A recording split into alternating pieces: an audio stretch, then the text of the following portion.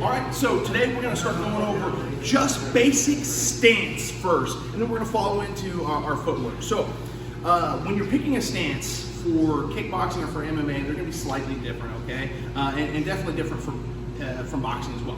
What we're gonna go over is more of a traditional Dutch style to blended style kickboxing stance, okay? So unlike boxing, I can't slip real low because I'm not only slipping hands, I can run into knees and kicks as well. So I normally prefer to have my hips underneath myself, and I want a fairly square stance, okay? So from here, I'm going to have my front foot pointed mostly forward or even slightly out so that I can check low kicks. I don't want my toe turned in because it's gonna make it impossible for me to turn in, okay? I also wanna make sure that there's space between my heels. If my heels are on the same line, once again, I run into the same problem of being able to check.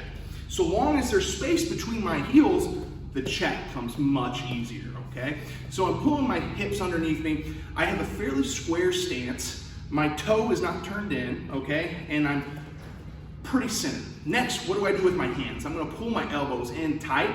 I'm gonna place my hands fairly in front of me. One of the things that I wanna make sure is that there's something in the way of the other person trying to strike me. If I place my hands directly on my face and he hits them, he's still hitting me. If I'm here and I frame, he's not hitting me at all and I'm not absorbing any of that impact. I also don't want my hands on the side of my head because I'm creating a picture frame for my opponent to hit me. I don't want to play this game.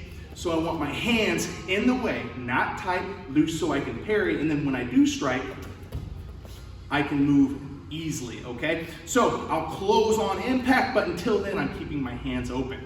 So as a review, my frame is square, my front foot is not pointed in, I have my hips tucked underneath me, my hands are up around my orbital level, my chin is tucked and my elbows are in. This right here is how we should be standing for our pure kickboxing.